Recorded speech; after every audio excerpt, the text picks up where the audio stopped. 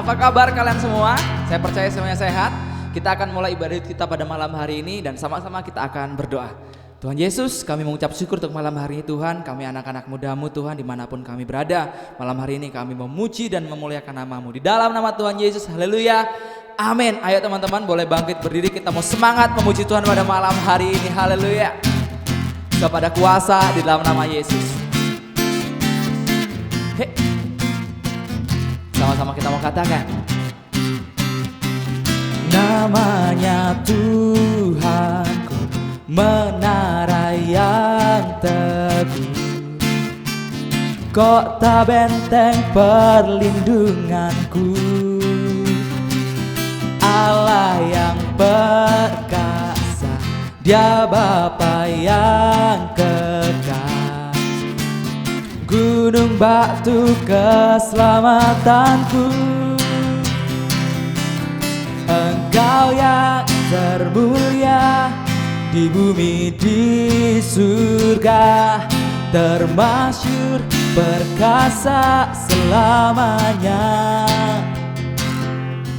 Engkau yang berkuasa di dalam segala hal, ada kuasa dalam nama Yesusku. Hey, Jesus, yeah, yeah, yeah. Sama-sama lebih lagi kita mau katakan, namanya Tuhanku, menara yang teguh, kota benteng perlindunganku, Allah yang perkasa, Dia Bapa yang kekal, gunung batu keselamatanku, Engkau yang termulia di bumi di surga, termasyur perkasa selamanya.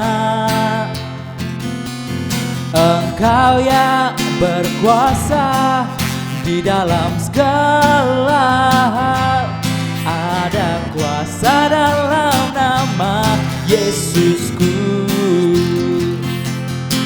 Mari anak-anak muda kita percaya pada malam hari ini bahwa kita punya Allah Tuhan Yesus yang membebaskan setiap kita. Kita punya Tuhan Yesus yang membawa kita anak-anak muda lebih daripada seorang pemenang. Sama-sama kita mau katakan, nama di atas segala nama, nama yang telah membebaskanku. Dengan iman kita katakan, segala kuasa tunduk pada nama itu, Yesus Tuhan segala Tuhan. Nama di atas segala nama, nama yang telah membebaskanku. Segala kuasa tunduk pada nama itu, Yesus Raja segala raja. Engkau yang termulia di bumi di surga, termasyur perkasa selamanya. Engkau yang berkuasa di dalam segala hal, ada kuasa dalam nama Yesusku. Ada kuasa dalam nama Yesusku. Ada kuasa dalam nama Yesusku. Hey, Jesus.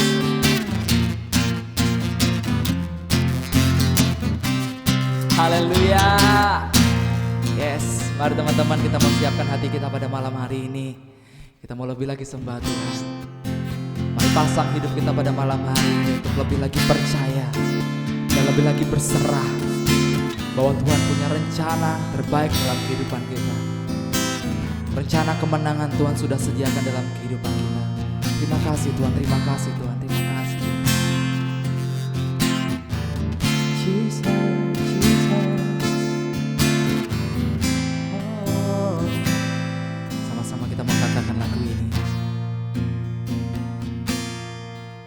Bapa, Engkau mengenalku lebih dari siapapun. Engkau tahu ceritaku dan isi hatiku.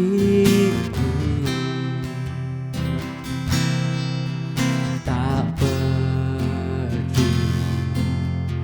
masa lalu,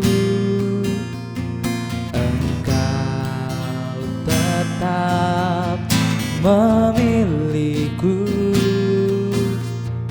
Ubahkanku, sempurnakan, jadi karya yang indah. Kini aku percaya tiada yang mustahil bagimu. Kuasamu kuatkanku, dasarku berharap.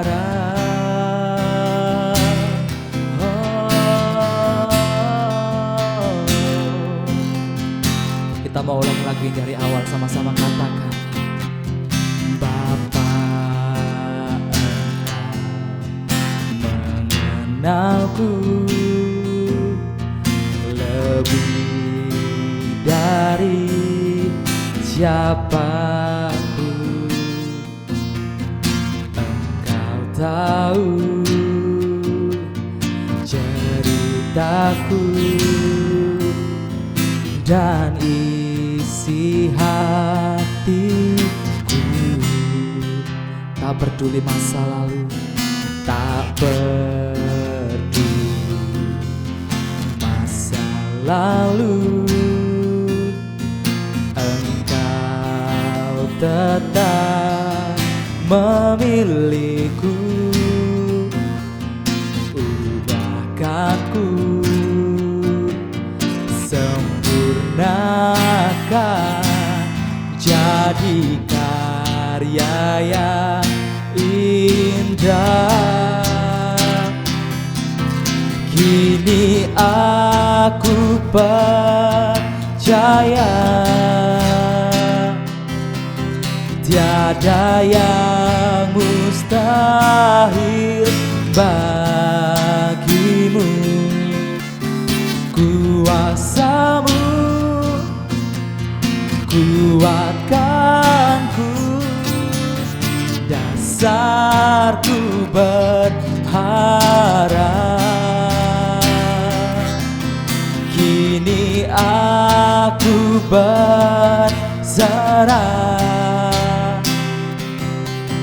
pada rancanganmu bagiku.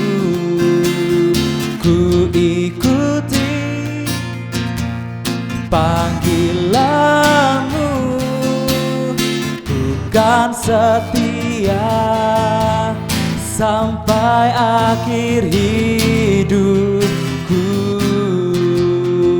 Mari kita mau sembah Tuhan pada malam hari ini. Mari anak-anak muda dimanapun kalian berada, kita mau taruh kepercayaan kita pada malam hari di hadapan Tuhan.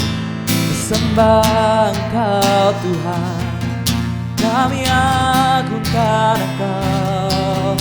Ini kami Tuhan, ini hidup kami Yesus. Kami serahkan hanya kepadamu Tuhan. Masa depan kami, hidup kami, Kau yang memberi kemenangan, Kau yang memberi kekuatan. Haleluya, Yesus. Kini aku percaya. Mari anak-anak muda sama-sama katakan, tiada yang mustahil bagimu. Kuasa-Mu, amin, kuatkanku, dasarku berharap. Kini aku berserah pada rancangan-Mu bagiku. Ku ikuti panggilan-Mu, ku kan setia sampai akhir hidupku. Biar lagu ini menjadi doa kami pada malam hari Tuhan. Kami menyerahkan kehidupan kami. Kami mau terus percaya kepada Engkau Tuhan. Malam hari Tuhan kami buka hati kami untuk terima firman Tuhan. Kami percaya Tuhan, ketika firman Tuhan disampaikan dan setiap kami anak-anak muda membuka hati, kami percaya Tuhan bekerja dalam kehidupan kami.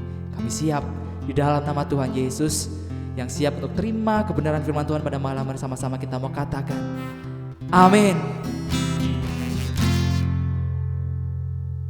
Halo, apa kabar? Senang sekali saya mendapatkan kesempatan kembali untuk berbicara di ibadah youth. Dan sore hari ini kalian akan mendengarkan kembali sustain atau terus panjangan tentang set us free yang ditaruh dalam tema bulan ini. Bagaimana kita akan mempertahankan atau bagaimana kita tetap memelihara kehidupan yang ada dalam kemerdekaan, yang ada dalam kemenangan bersama dengan Tuhan Yesus Kristus. Sebelum kita mendengar firman Tuhan, mari kita berdoa terlebih dahulu. Tuhan, kami mengucap syukur untuk berkat Tuhan, untuk kesempatan kami boleh beribadah dan ada dalam komunitas youth Gereja Sitri Manahan. Biarlah Tuhan boleh terus membuat kami bertumbuh dan berbuah, memuliakan nama Tuhan. Jadikan tanah hati dan pikiran kami untuk senantiasa memuliakan Tuhan. Tanah yang subur, tanah yang siap untuk menerima benih firman Tuhan. Haleluya, amin. Judul khotbah saya beri judul Keeping Your Freedom After Deliverance. Mempertahankan kebebasan dan kemerdekaan kita setelah kita menerima Yesus Kristus. Puji Tuhan, saya bersyukur kalau teman-teman semua telah menerima Yesus sebagai Tuhan dan Juru Selamat yang membawa kita kepada hidup yang berkemerdekaan, yang telah membebaskan kita. Mungkin perjalanan hidup yang kita jalani ini ada banyak yang kita nggak mengerti, tapi percayalah, Ibrani pasal 13 ayat 5 katakan Tuhan tidak pernah meninggalkan dan melupakan kita. Untuk kita terus berjalan sebagai orang-orang yang menang, untuk kita terus berjalan di dalam kebebasan dan kemerdekaan kita dari sudut pandang Kristen, maka saya akan menaruh beberapa pengajaran, beberapa hal untuk menjadi modal buat kita bisa terus jalan dalam kemenangan. Saya berdoa teman-teman semua akan menjadi pemenang-pemenang. Haleluya. Yang pertama diambil dari Efesus pasal 6 ayat yang ke-12, dikatakan, karena perjuangan kita bukanlah melawan darah dan daging, tetapi melawan pemerintah-pemerintah, melawan penguasa-penguasa, melawan penghulu-penghulu dunia yang gelap ini, melawan roh-roh jahat di udara. Hal yang pertama yang dituliskan di dalam Efesus pasal 6 untuk kita tetap bisa mempertahankan kemerdekaan kita, yaitu kenalilah musuhmu. Pada waktu kita memenangkan peperangan, kita juga tidak bisa beranggapan bahwa kita akan terus menang. Ada perjalanan hari-hari kita mengenali musuh-musuh yang ada, dan yang paling berat di sini dalam perjalanan kekristenan, musuh-musuh kita itu nggak kelihatan. Musuh-musuh kita itu mencoba untuk mengalahkan kita, mencoba untuk menyerang kita, mencoba untuk memojokkan kita. Problemnya mereka nggak kelihatan. Ya, bisa nggak kalian melihat kebencian? Bisa nggak kalian melihat iri hati? Bisa nggak kalian melihat rancangan dan rencana-rencana jahat yang ada di pikiran orang-orang di sekitarmu? Hari ini mungkin mereka ketawa-ketawa, aduh kamu keren banget, aduh kamu bagus banget. Tapi kita nggak tahu apa yang ada di dalam pikiran mereka. Itu sebabnya kita tidak berperang kepada apa yang kita lihat, tapi kita berperang kepada yang kita nggak bisa lihat. Ini kata Efesus. Nah, hal pertama yang ingin saya bagikan, yang sering ada dalam kehidupan anak-anak Kristen, serangan yang dilakukan musuh adalah serangan keraguan-raguan. Nah, Tuhan ingin untuk kita boleh berjalan di dalam kepercayaan berdasarkan apa yang ditulis dalam kitab Ibrani. Tuhan tidak pernah meninggalkan dan melupakan kita. Musuh mengupayakan untuk apa? Untuk membuat kita terpojok, untuk membuat kita merasa bahwa Tuhan itu tidak terus bersama-sama dengan kita.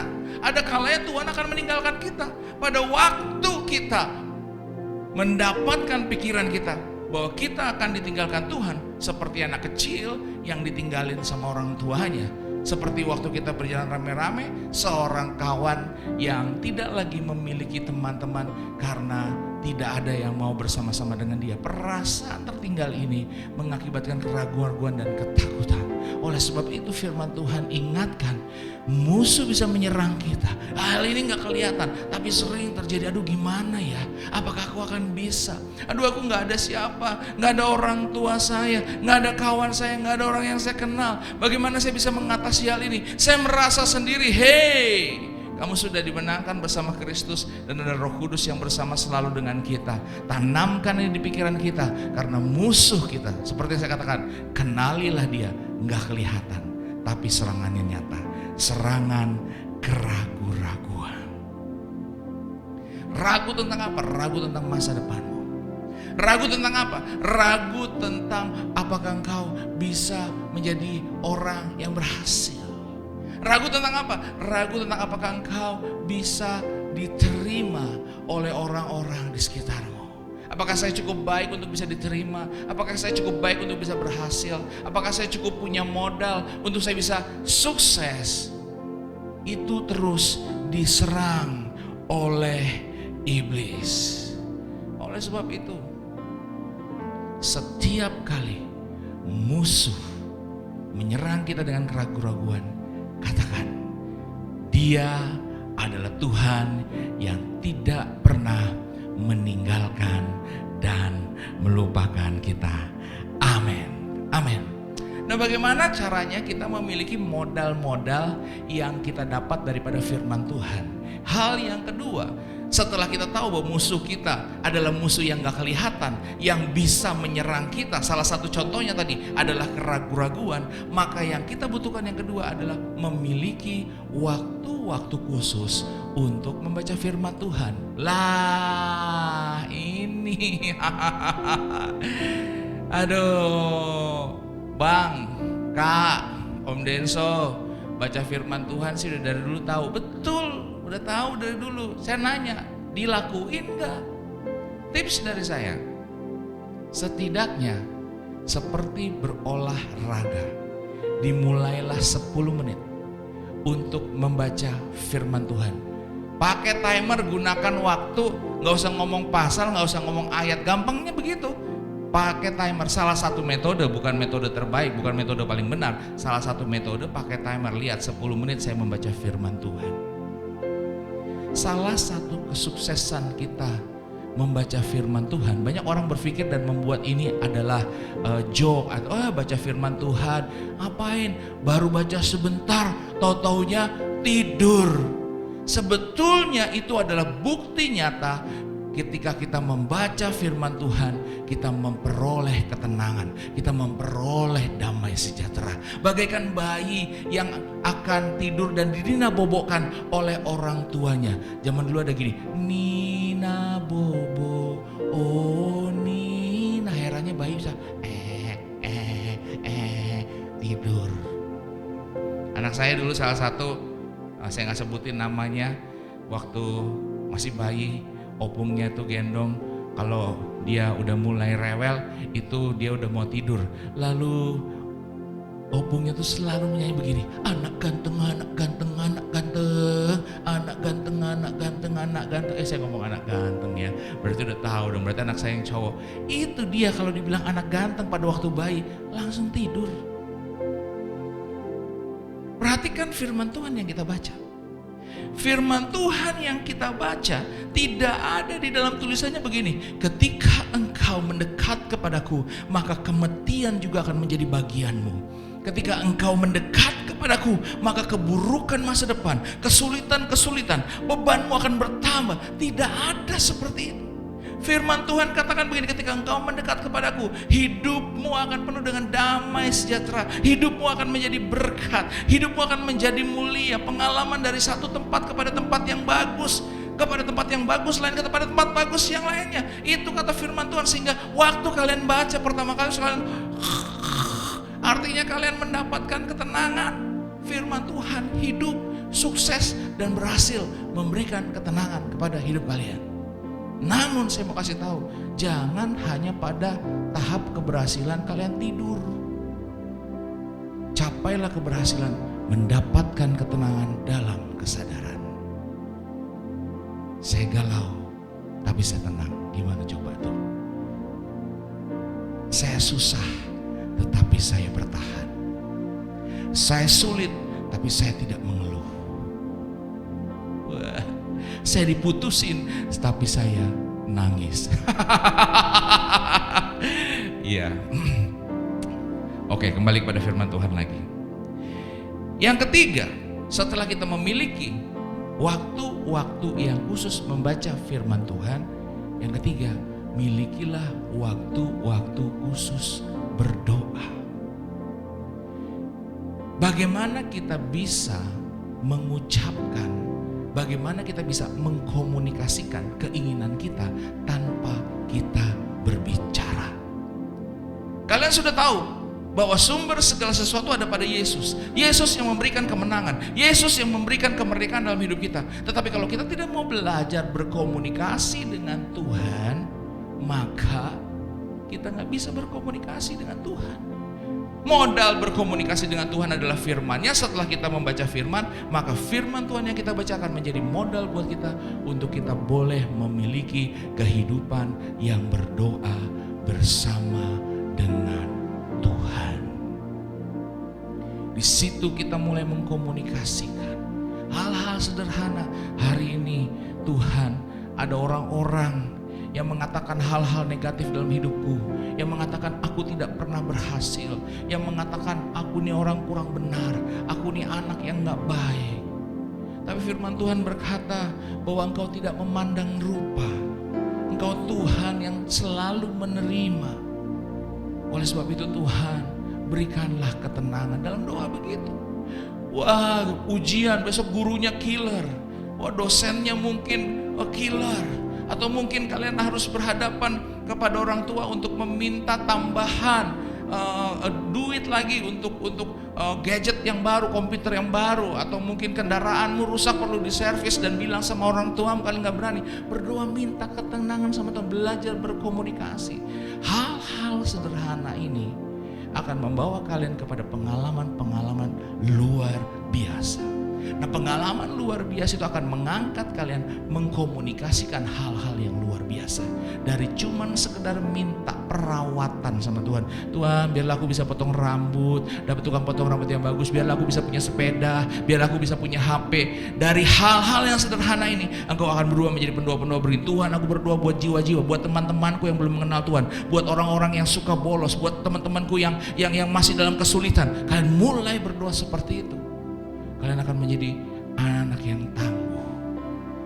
Yang terakhir, untuk kita berjalan tetap di dalam kemenangan dan kemerdekaan, jadilah orang, kata firman Tuhan, terlebih berkat memberi daripada menerima. Bersedialah selalu untuk memberi. Bersedialah selalu untuk memberi bagian yang terbaik yang engkau miliki. Ada banyak orang begini kan ya. Kalau saya lihat nih, saya ingat dulu saya sama adik saya, kalau kami punya Black Forest gitu ya. Nah Black Forest itu zamannya kita tuh ada bagian pinggir, ada bagian tengah. Tengahnya tuh ada cherry-nya gitu. Kalau bagian pinggir itu coklatnya paling banyak. Nanti saya sama adik saya begini, kami rebutan bagian paling pinggir. Tetapi saya menyadari, jika pada saat itu kami tidak rebutan bagian paling pinggir, kami belajar untuk memberikan yang terbaik. Udah yang pinggir buat kamu, yang bagian paling banyak coklatnya buat kamu. Yang saya dapati ketika kita mau memberikan bagian terbaik, justru yang lebih baik yang akan diberikan kembali kepada kita. Begitulah caranya Tuhan. Apa yang kamu tabur pasti akan kamu tuai. Belajarlah memberi. 4 hal ini saya tinggalkan buat kalian, dan saya percaya kalian akan berjalan terus di dalam kemenangan. Tuhan Yesus memberkati. Mari kita berdoa. Tuhan, aku mengucap syukur untuk kasih dan karunia-Mu. Ajar kami Tuhan di dalam hidup berkemenangan ini untuk terus mengenal musuh-musuh kami Tuhan. Khususnya musuh kami yang tidak kelihatan, yang masuk dalam pikiran, yang masuk dalam telinga, yang masuk dalam penglihatan kami Tuhan. Yang kedua Tuhan, ajar kami Tuhan Yesus untuk kami bisa memiliki waktu membaca firman-Mu. Selanjutnya Tuhan, biarlah kami mau komitmen untuk mulai berkomunikasi dengan Engkau melalui doa. Dan yang terakhir Tuhan, ajar kami memiliki hati yang mau untuk memberi. Sebagaimana Engkau selalu memberikan bagian yang terbaik di dalam hidup kami semua. Oleh sebab itu kami mau menjadi penyalur berkat-Mu, anak-anak-Mu yang memuliakan Tuhan. Berkati setiap kami menonton acara ini dimanapun mereka berada, di dalam nama Yesus Kristus. Haleluya. Amin. Tuhan berkati teman-teman semua. Jangan lupa minggu depan kita akan ada pembicara tamu, Bang Dieter Nicholas dari Jakarta. Beliau sangat keren sekali, dan dengerin, harapkan lawatan Tuhan membuat kita semakin berkemenangan. Tuhan memberkati.